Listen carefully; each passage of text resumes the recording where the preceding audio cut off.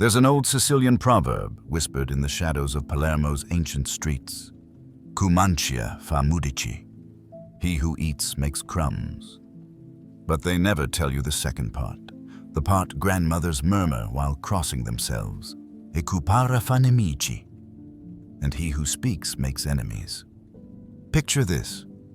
A man sits in a Venetian cafe, 1502, watching gondolas drift through morning mist like funeral barges. His name is Niccolo, and he's just discovered something terrible about power. Not the kind written in treaties or carved into marble thrones, but the kind that seeps through silence like blood through bandages. He watches a merchant across the piazza, loud, boastful, revealing his trade routes to anyone who'll listen. Within a month, that merchant will be ruined by competitors who listened more than they spoke. Niccolo takes notes, the birth of a philosophy written in other men's failures. You see, modern psychology, those sterile 2024 studies from Harvard and Oxford, they'll tell you about cognitive load and information asymmetry. But Machiavelli knew it as something more primal. Your words are your blood, and every conversation is a small hemorrhage. The researchers found that executives who speak 40% less in meetings are perceived as 73% more competent. Numbers, statistics, but they miss the poetry of it, the exquisite agony of swallowing your own brilliance like bitter medicine. I once knew a man who collected silences the way others collect wine. He'd sit in boardrooms, counting heartbeats between words, savoring the panic that fills empty air. People would confess to him, not because he asked, but because his silence became a gravity well that pulled secrets from throats like teeth. He became CEO not through eloquence, but through the terrible patience of a spider who knows the web speaks louder than the spinner. Here's what they don't tell you about Machiavellian silence. It's not absence. It's presence. It's the dark matter between stars, the pause between heartbeats where death briefly visits. When you speak less, you become a mirror, and mirrors are the most honest liars in existence. People see themselves in your silence and mistake it for understanding. They project their fears onto your quietude and call it wisdom. The Tao Te Ching warns that those who know do not speak, those who speak do not know. But Machiavelli would have laughed at such poetry. His silence wasn't spiritual, it was surgical. Every unspoken word was a scalpel kept sharp for the right moment. Every bitten tongue was an investment in future power. Do you feel it? That itch in your throat when someone else is wrong? That burning need to correct, to explain, to prove your intelligence? That's your ego, and it's been poisoning you since birth. A 2025 neuroscience study found that the urge to speak activates the same neural pathways as addiction. We're junkies for our own voices, dealers of our own demise. There's a Romanian folktale about a king who decreed that anyone who spoke in his presence would lose their tongue. His court became a symphony of gestures, a ballet of implications. But here's the twist. The king himself forgot how to speak. Power had made him so silent that words rotted in his mouth like overripe fruit. He died choking on a single word he'd saved for 20 years. Help. This is the first paradox of Machiavellian silence. The less you reveal, the more you become. But becoming what? There's the delicious horror of it. You become whatever they fear most. To the guilty, your silence is judgment. To the ambitious, it's a challenge. To the weak, it's strength they'll never possess. Consider the modern dating landscape. Those grotesque digital masquerades where everyone performs their best self in 280 characters or less. The men who succeed aren't the ones writing paragraphs of desire. They're the ones who respond with such calculated brevity that women spend hours decoding 3 words like archaeologists with ancient runes. Sounds good? 2 words that have launched 1,000 anxious text conversations with girlfriends. But here's what Machiavelli knew that pickup artists don't. True silence isn't manipulation, it's metamorphosis. When you stop explaining yourself, you stop being explainable. You become a question mark in a world of exclamation points. And questions, my friend, are more powerful than any answer. Tell me, when was the last time you let someone misunderstand you and felt the strange power of their confusion? When did you last bite your tongue so hard you tasted copper and realized it was the flavor of self-control?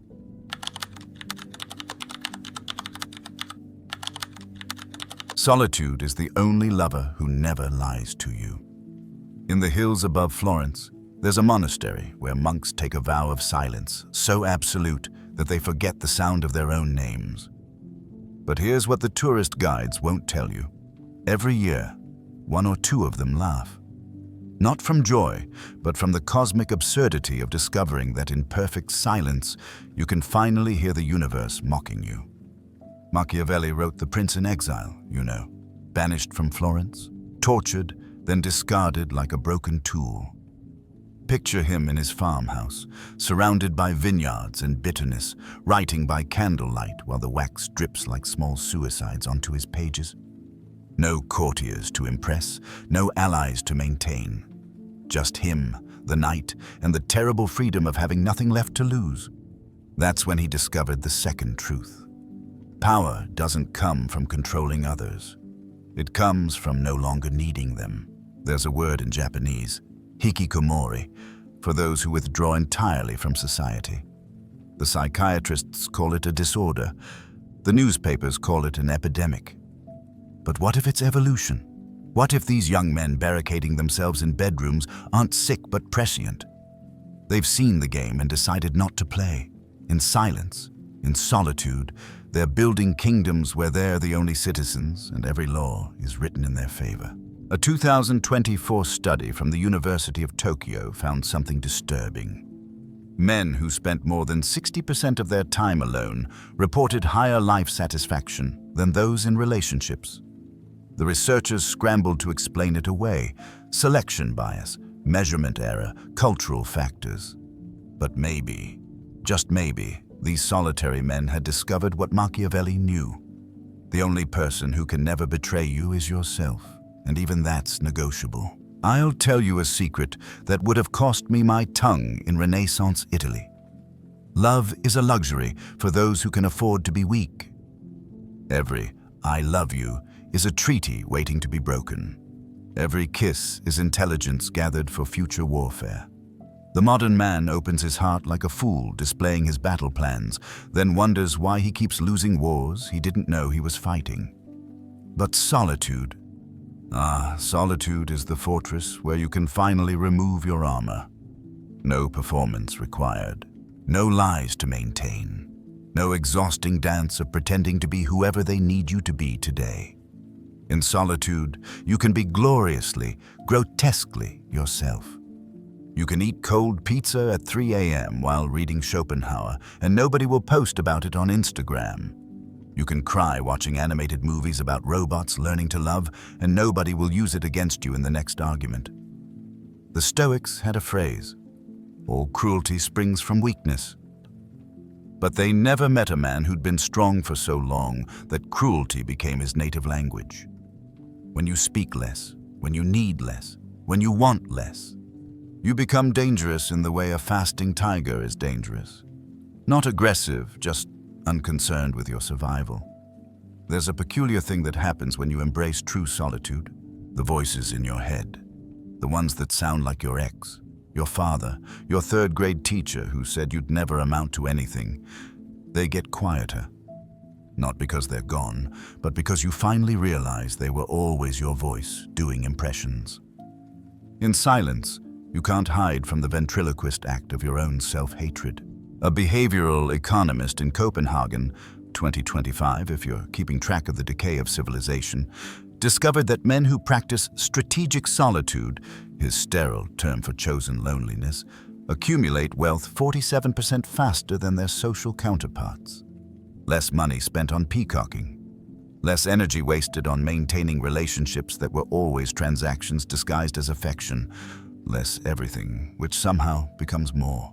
But here's the twist that would make Machiavelli smile from whatever circle of hell they reserved for honest men. The power you gain from needing no one makes everyone need you. It's the most delicious paradox. Become truly alone, and suddenly you're never lonely because everyone wants to solve the mystery of your self-sufficiency. I knew a consultant once, a fixer they called him, who lived by a simple rule. Never speak first in any meeting, never attend any social function, never explain his methods. His apartment was a monk's cell with better whiskey. No photos, no mementos. Just books and silence and the kind of cleanliness that suggests a man with too much time to think. Companies paid him millions to solve problems with 3-word emails. Women pursued him like he was the last man on earth, which in a way, he was. The last man who didn't need them to complete him. You want to know the most terrifying question you can ask yourself? Not, what if I die alone? But what if I live alone and discover I prefer it? What if every relationship you've ever had was just an elaborate way to avoid meeting yourself in an empty room? So here's my challenge. You beautiful wretch, reading this in the blue light of your phone while someone sleeps beside you. Tomorrow, drive somewhere alone. Turn off your phone. Sit in your car in perfect silence for 1 hour. No music, no podcasts, no scrolling. Just you and the terrifying void of your own company. See who shows up when there's no audience to perform for.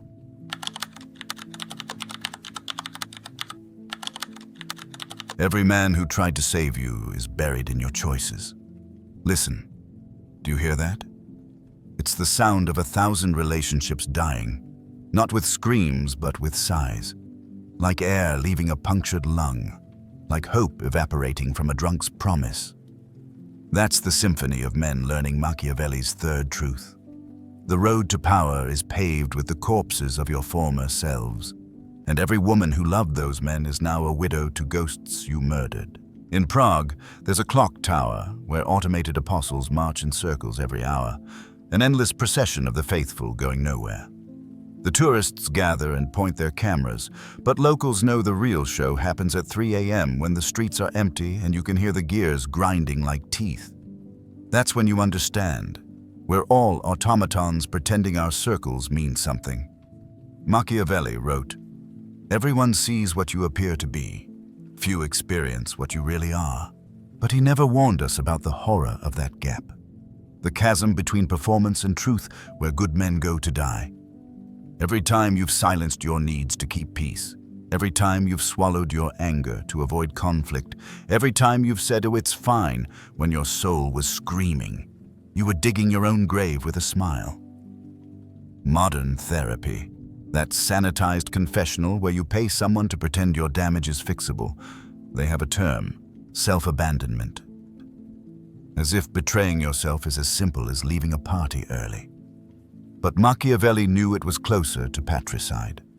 You don't abandon yourself, you assassinate yourself, slowly, one compromise at a time, until the man in the mirror is a stranger wearing your face. I'll paint you a picture. A man, 3 a.m., standing in his bathroom. The house is silent except for the suburban ghost sounds. Refrigerator hum, clock tick, the whisper of his life leaking away. His wife sleeps in their bed, satiated with the performance of happiness he delivered at dinner. His children dream in rooms he's still paying for.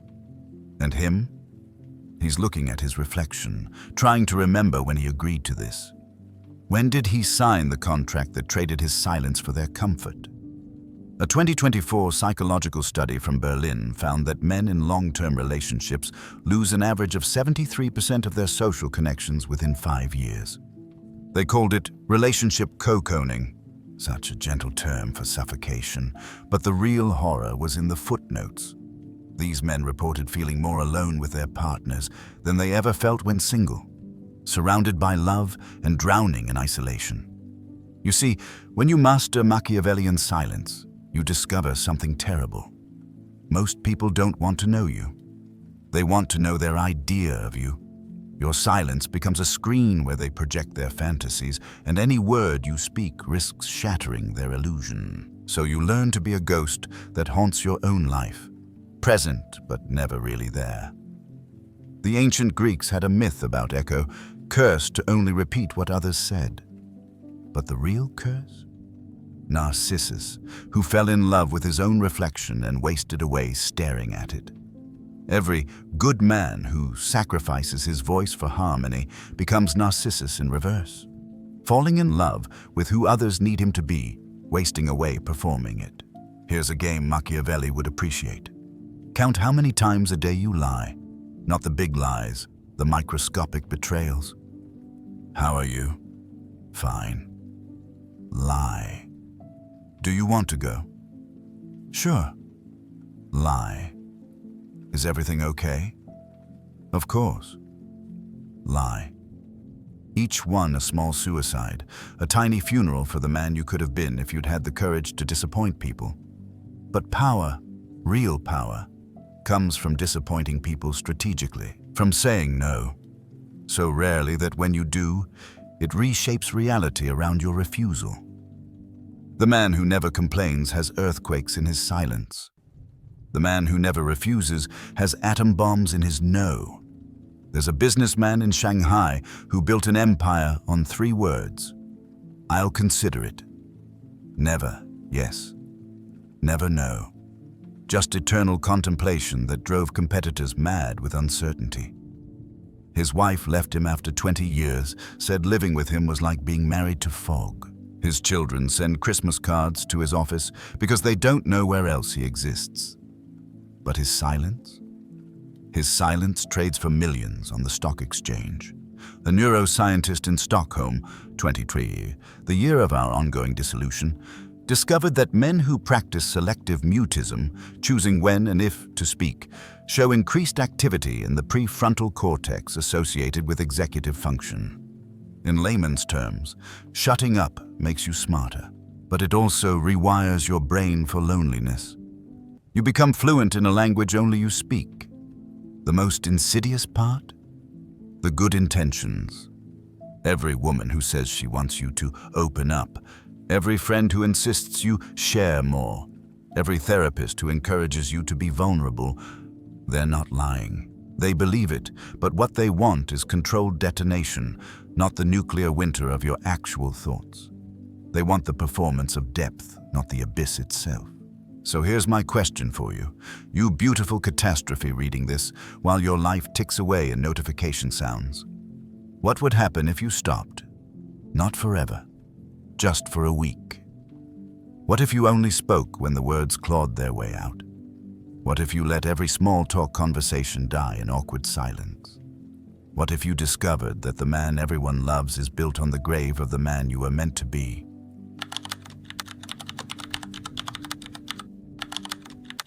The woman who loves you is mourning a man who never existed.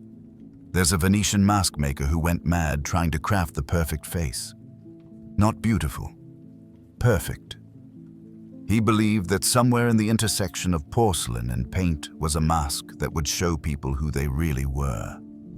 They found him dead in his workshop, surrounded by 1,000 attempts, wearing nothing on his face but tears. The authorities called it suicide. The philosophers called it enlightenment. Machiavelli understood something about love that would make romantics vomit. It's not a feeling, it's a negotiation. Every I love you is a bid. Every kiss is a contract. And silence? Silence is the only currency that never inflates. When you stop speaking, you stop devaluing yourself in the marketplace of affection. Picture this. A couple at dinner, 2025. Any city where the apartments cost more than souls are worth. She's talking about her day, her dreams, her mother's opinions about their future. He's nodding, smiling, making the right sounds at the right moments. But behind his eyes? Nothing. Not anger, not boredom, just the terrible stillness of a man who's realized he's been cast in a play he never auditioned for. The University of Melbourne released a study that should have ended modern romance. Couples who communicate less report higher relationship satisfaction for the first 2 years, then catastrophic decline.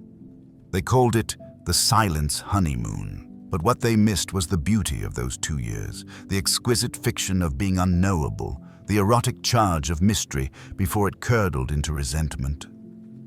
I knew a man who saved every text his ex-girlfriend sent. Not from nostalgia, from anthropology. He studied them like ancient scrolls, tracking the decay of affection through emoji frequency and response times. Love you became love you became K. He said watching love die in real time was like watching time-lapse photography of fruit rotting, horrible and hypnotic and somehow honest in a way the fresh fruit never was. Here's what they don't tell you about the strong, silent type. It's not strength, it's exhaustion. It's the bone-deep weariness of a man who's learned that every word he speaks will be used as evidence in a trial he didn't know was happening. So he pleads the fifth to existence itself.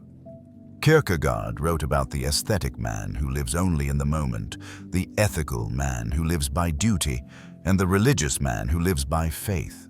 But he missed the fourth type, the Machiavellian man who lives by strategy, who treats every human connection like a chess game where the only winning move is not to play. There's a Japanese term, hone and tatemai, your true feelings versus your public facade. But what happens when you wear the mask so long it fuses to your skin? What happens when the performance becomes more real than the performer? Modern men are method actors who forgot they were acting, trapped in characters they can't break. A behavioral psychologist in Toronto documented something chilling in 2024. Men who practice emotional minimalism, his term for strategic silence, become more attractive to women initially but less capable of genuine intimacy over time. It's like building immunity to poison by taking small doses. Eventually you can't be hurt, but you also can't be healed. The cruelest joke? Women say they want emotional availability, but they're attracted to emotional scarcity. They chase the silent man like art collectors chase stolen paintings. Not despite their inaccessibility, but because of it. Every woman thinks she'll be the one to unlock him, to decode him, to find the secret garden behind the stone wall. They never realize the wall goes all the way through.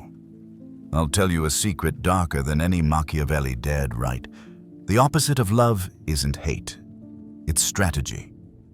When you calculate every word, measure every gesture, weigh every silence for maximum impact, you're not in a relationship.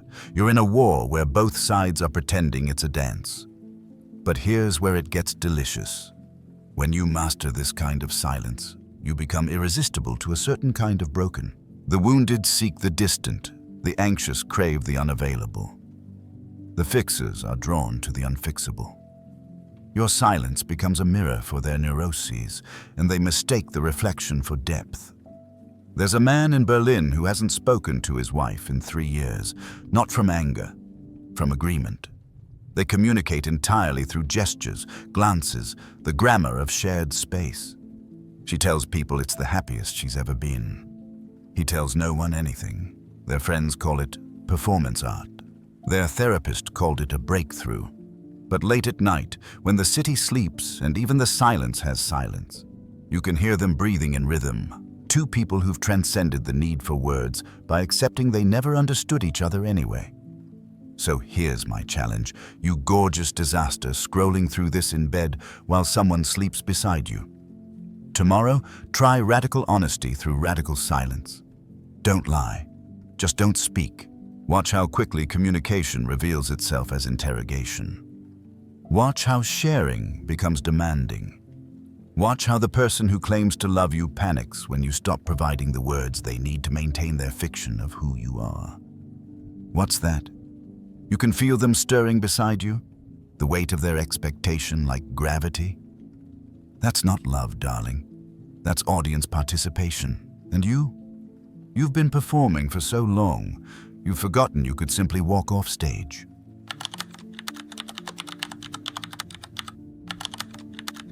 In perfect silence, you finally hear God laughing at your plans. In the mountains of Tibet, there's a cave where monks go to die. Not their bodies. Those stubborn meat puppets continue for decades. They go to murder the last voice inside them, the one that still believes in tomorrow. They call it enlightenment. Machiavelli would have called it graduation. This is the final secret, the one that turns princes into kings and kings into ghosts. When you master silence completely, you discover there was never anyone to talk to anyway. Every conversation you've ever had was just you, arguing with different versions of yourself wearing other people's faces. The cosmic joke that makes angels weep and devils applaud. A neuroscientist in Zurich, 2020, the year where all pretending still matters, made a discovery that should have ended civilization. The human brain can't actually tell the difference between talking to others and talking to itself. The same neurons fire. The same chemicals release. We're all schizophrenics in denial, and the only difference between sanity and madness is consensus. But here's what happens when you stop speaking entirely. The world doesn't end. Your relationships don't crumble. Reality doesn't collapse. Instead, something far more terrifying occurs. Nothing. The great fear that kept you performing, kept you explaining, kept you justifying your existence with words. It was protecting you from the truth that you were never as necessary as you believed. I'll paint you the portrait of a man who learned this too well. 43 years old, successful by every metric that matters to people who don't matter. He started practicing Machiavellian silence as strategy. Spoke less in meetings, won more contracts, texted less to women, received more attention, shared less with friends, gained more respect. But silence is a hungry god, and what begins as fasting becomes starvation. By year 3, he could go weeks speaking only transactionally. Coffee, black, yes, no, send the files. His power grew as his world shrank. CEOs sought his counsel he never gave. Women orbited his absence like planets around a dead star. He had everything and nothing, was everyone's mystery and no one's solution. The ancient Sufis had a saying, when the heart weeps for what it's lost, the spirit laughs for what it's found. But they never warned that sometimes the spirit's laughter sounds exactly like screaming. Here's the delicious horror Machiavelli discovered in exile. When you need no one, you become everyone's need. When you say nothing, you become everything. It's the ultimate paradox. Achieve perfect power through perfect withdrawal, then realize power over nothing is still nothing. A philosopher in Seoul documented what he called the silence spiral. Men who begin with strategic quiet for advantage, but end in existential muteness from habit. First, you stop small talk, then emotional talk, then all unnecessary communication. Finally, even necessary words feel like betrayal of some purer state. You become a monk in a monastery of your own making, where every wall is invisible and every vow is to yourself. But here's the twist that makes it all worthwhile. In that perfect silence, that total withdrawal, that complete tactical disengagement from the human comedy, you finally meet yourself. Not the performance, not the strategy, not the man you've been pretending to be since consciousness cursed you with self-awareness. The real you, the one who exists in the space between heartbeats, in the pause between thoughts, in the terrible freedom of needing nothing from anyone. And what you find might destroy you, or save you, or both, because at that level of silence, destruction and salvation become synonyms for change. The Zen masters speak of killing the Buddha, destroying even your concept of enlightenment, but Machiavelli would go further. Kill everyone. Not literally, he was practical, not psychotic, but symbolically. Every voice in your head that isn't yours, every expectation you've swallowed, every role you've played. Murder them all with silence and see what remains. There's a man in Stockholm who learned this perfectly. He speaks 17 words per day, calculated for maximum impact. His company trades for billions. His solitude is absolute. His power is undeniable. And late at night, in the perfect silence of his perfect life, he sometimes remembers what laughter sounded like when it wasn't strategic. But the memory fades, like everything does when there's no one to share it with. So here's my final question, you beautiful catastrophe who's made it this far into the abyss. What would happen if you won? If you achieved perfect Machiavellian silence, accumulated all the power it promises, needed no one and nothing? What if you climbed the mountain of tactical withdrawal only to discover the view from the top is just more mountains, stretching forever into a horizon where you stand alone, victorious and defeated, a king of nothing ruling subjects who exist only in the kingdom of your refusal to engage? The phone in your hand is buzzing. Someone needs you to speak, to perform, to exist for their comfort. You could answer. You could play the game one more time. Or you could set it down. Walk to the window, stand in silence so complete it becomes a prayer to whatever God laughs at human plans. And in that silence, maybe, just maybe, you'll hear the most terrifying sound of all. Your own voice, saying nothing, meaning everything.